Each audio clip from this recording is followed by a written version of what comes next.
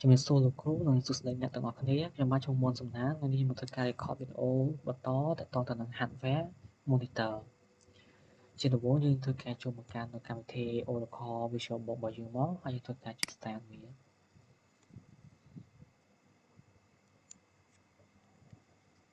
ធ្វើការរងចាំវាបន្តិចចឹងមក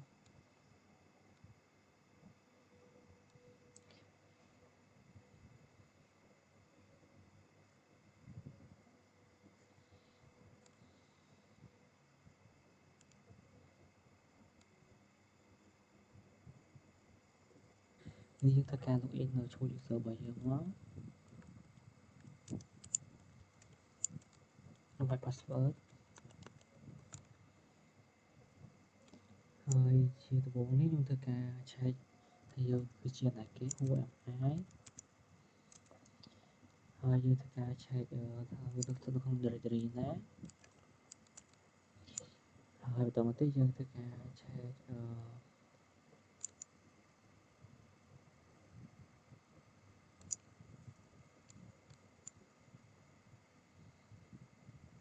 តោះទីធ្វើការឆែក host name ឃើញ host name សំណាងដល់មកនេះយើងធ្វើការឆែក IP យើងឃើញយើងមាន IP 172.20.10.8 បន្ទាប់ពីយើងឆែក IP ហើយយើងធ្វើការចូលមកកាន់ command prompt នៅលើផ្សេងទឹករបស់យើងមកធ្វើការចូលធ្វើការ pin IP ហ្នឹង172.20.10.8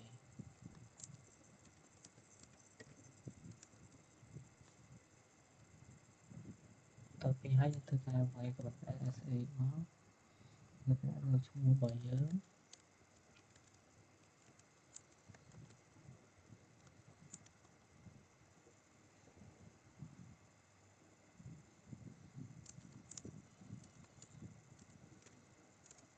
my password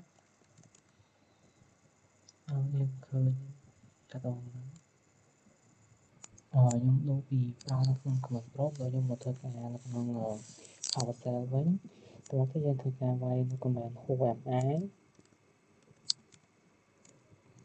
ហើយបន្តមកទៀតធ្វើការវាយ pwd ដើម្បីធ្វើការ check directory ហើយធ្វើការ check host name ហើយធ្វើការវាយ touch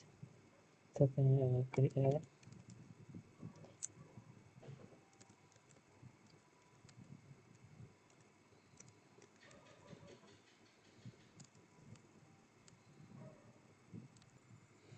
មកវិញធ្វើការវាយ sudo nano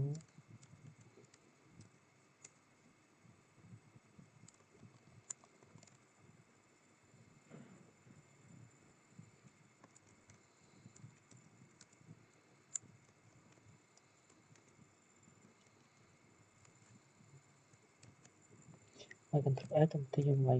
enter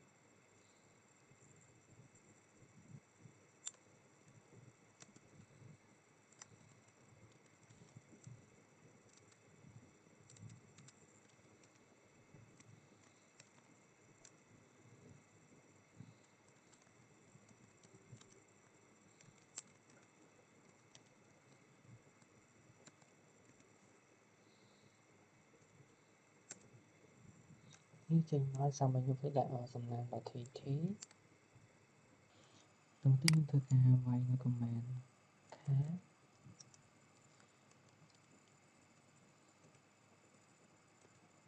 សំណាងបើធីយើងឃើញមានតែ hello everyone ដែលយើងបានសរសេរមិញហ្នឹងហើយដល់មកទៀតធ្វើការវាយនៅ command rm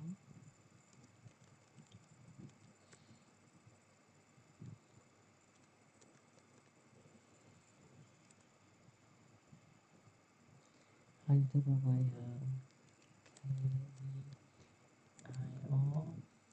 simple ហើយដល់ ai ដើម្បីឆែកមើលយើងឃើញមាន simple កើតមកហ្នឹងហើយតែយើងមាន file ច្រើនអញ្ចឹងយើងធ្វើការចង់ remove file នៅ command rm dir simple ហើយយើងបោះ slash មកមើលប្រតិយើងដល់លុបនេះយើងឲ្យអត់ដែរមើលបាត់ហើយយើងធ្វើការ clear ចោលមួយសិនតទៅធ្វើការវាយនៅ command top យើងឃើញមានឈ្មោះសំណាងនេះនៅនេះធ្វើដល់ណាអីមួយសិនចេញពីមួយតទៅយើងធ្វើការ install នៅ top ហ្នឹងធ្វើការវាយនៅ command sudo apt install top តប install ហើយយើងធ្វើការ update វាគឺមកសម្រាប់ update sudo apt update មក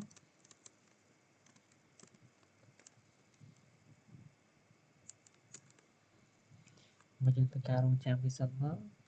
វាដើរយូរដែរតាមលើអ៊ីនធឺណិតយើង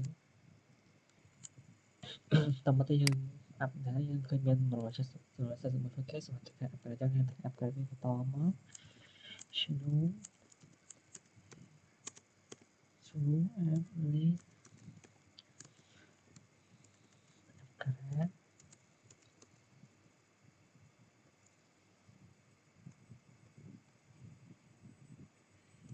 យើងតប upgrade ហើយយើងធ្វើការវាយ command stop ដល់នេះ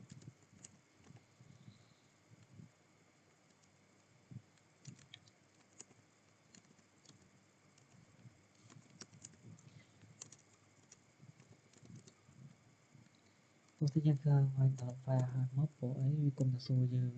វាយដែរទេយើងធ្វើវាយហើយមកតមកទៀតយើងក៏អាចធ្វើការដល់ហើយយើងអាចធ្វើការ remove ចេញបានដែរដោយ command សម្រាប់ remove យើងវាយនៅ sudo apt remove top មកតែយើងកុំវាយបើសិនជាយើងអត់ចង់ remove ទេយើងកុំវាយដល់ file បើសិនជាវាយដល់ file វា remove យកមកយើង enter មកវានឹងសួរយើងថាយើងចង់បន្តអត់ចឹងដោយសារខ្ញុំអត់ចង់ remove វាទេយើងធ្វើវាយ end មកតោះយើងធ្វើការវាយនៅ command free ដល់អីដើម្បីឆែកមើលនៅ memory វានឹងឃើញមានទំហំតាមហ្នឹងនេះទំហំវានៅសល់មកទៅយើងធ្វើការវាយដល់នេះទំហំខ្សែវានេះហើយបើយើងចង់ឆានហៅអត់នេះយើងធ្វើការវាយនៅ command lk មកនេះយើងឃើញមាន no hard disk ហើយទៀតយើងធ្វើការវាយនៅ command kill ដល់ណ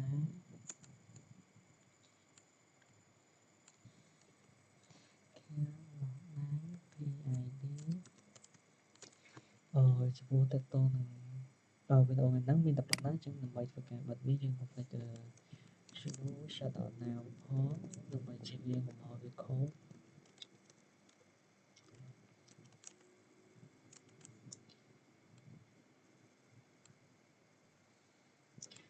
វីដេអូមានតែប៉ុណ្ណឹងអរគុណទាំងអស់គ្នាសម្រាប់ការស្ដាប់